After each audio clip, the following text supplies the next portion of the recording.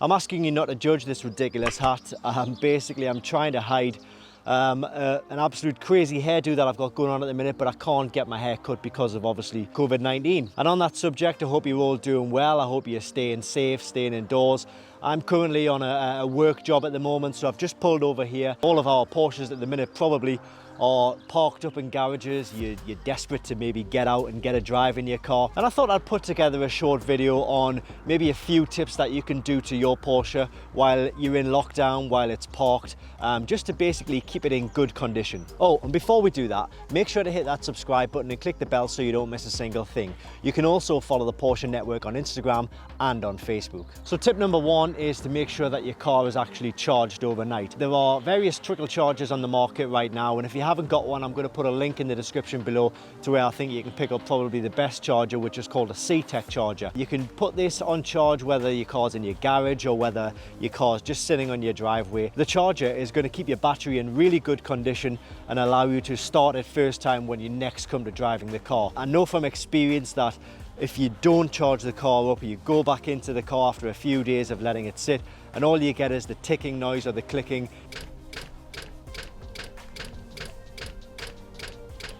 It just won't start. That's because the battery is drained and it needs a good charge. The next tip sounds really simple, and that's because it is.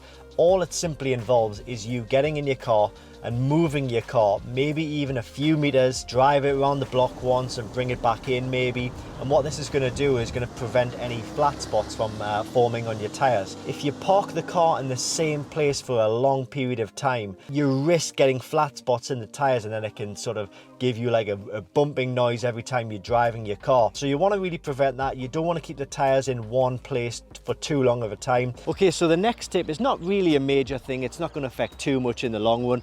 But what I would say is if you're parking your car in your garage or at the side of your house on your driveway, maybe keep the handbrake in the off position, but park the car in gear if it is a manual.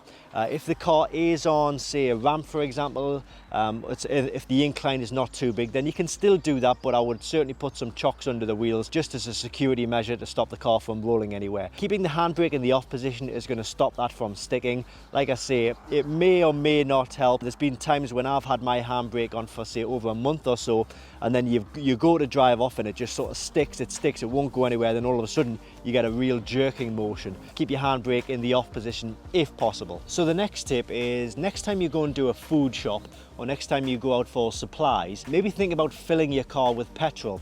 Obviously, as you probably know, fuel prices are really low at the moment, and it would be a good time to actually fill your car. Of course, you're not going to be able to drive anywhere really and get the most out of that fuel, but when this lockdown is over, you're going to have a full tank of fuel and you're going to thank yourself for filling up at a lower price, because when lockdown's over, those prices are going to go back up. All right, so the next tip is really more of a time killer, and it is just to basically clean your car. Obviously, everybody loves a clean car, right? Maybe you get a clay bar and get rid of all the crap on the surface of the car, and also maybe take the time to take the wheels off and give the inside of the wheels a good clean. Let's take a look at the inside of my wheels. They're really dirty. So you can see there, this is how clean they should be, and I've just simply ran my finger across there. So it gives you an indication of how dirty the insides of the wheels actually are. And the dirt's building up really bad on the lip of this spoiler here. And that's just more of a time killer really, but everybody loves a clean car, right? My next tip is if you've got a bumper like this, it doesn't necessarily need to be a 997, but if you've got the inserts of the bumper which are open and they don't have any mesh inserts right here, what you'll need to do is get your hands in and get rid of all the crap that will have amalgamated in there. There'll be lots of stones, lots of leaves that get in there, and what they can do is they can cause moisture to build up and they'll basically deteriorate the radiators. It's a job that I've been meaning to do on my car. I haven't got the grills for this. As I say, I've been meaning to do them for a long time. Maybe it's a job for me on lockdown to get some grills inserted into this bumper, and that's really only a 5 or 10 minute job. Okay, my next tip is if you have an older generation Porsche, like a 986 Boxster or a 996 911, on the rear arch of the car, get your hands on the underside of the lip and try and pull out as much crap as you can as possible. There will be lots of dirt which basically gathers on the lip of the inside of the arch. That dirt can turn to moisture. That moisture will actually cause your rear arch to bubble and to rust. Ask me how I know, because my 986 Boxster that's exactly what's happened. And that's a job that I'm going to need to get done on my 986 Boxster. I'll hopefully get the chance to get that done before the car is actually given away. Remember, when the channel gets to 100,000 subscribers, I'm giving that car away.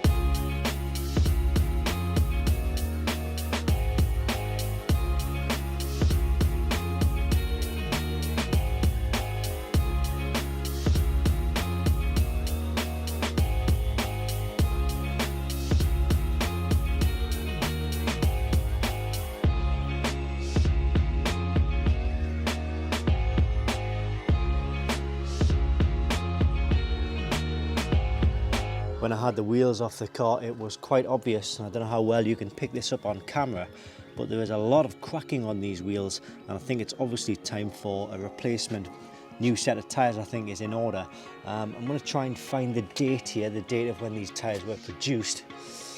I believe this is it here, and that is absolutely crazy. Have you seen that? 2608. Never even noticed that before, so that means they were made in the 26th week of 2008. These tyres are 12 years old. These tyres seriously need replacing. Let's have a look at the back ones. Well, they're showing signs there as well. Is there a date on these ones? Well, there will be. Just trying to find it, I guess. These aren't as bad, but they're still bad. 25th week of 2011. So all of these tyres need replacing. Any recommendations for good tyres, guys? Pirelli, Michelin? Let me know in the comments below. So hopefully this is a good enough advertisement for reasons to clear out the sections in the bumper. Look at the amount of crap, leaves, stones I've actually cleared out of just one of the sides of the bumper. So you've heard some of my lockdown tips. I'd love for you to put a comment in the box below letting me know what you've been doing to your Porsche. If you've got any additional hints or tips or maintenance guides that people can do while we're all on lockdown. I've barely just touched the surface here, but hopefully it'll give you a few hints and tips that will get you started and keep you going over the next few days while the sun's out.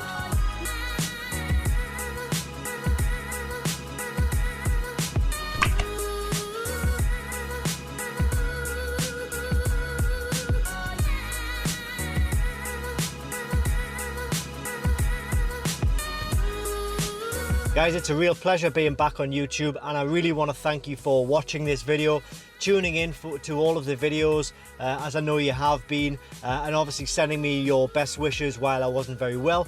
I've got a lot more videos coming over the next few weeks, so if you want to see those, make sure to hit that subscribe button and click the bell so you don't miss a single thing.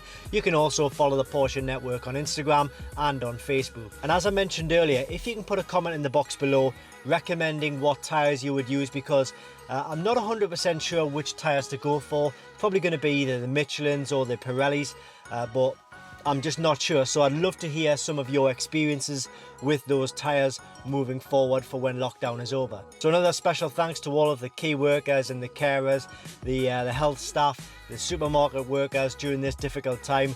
We really appreciate what you're doing for us right now.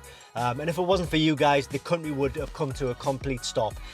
So thanks to you guys, and thanks to you guys for watching. I hope you're all staying safe, and I'll see you on the next episode of the Porsche Network, which will be very soon.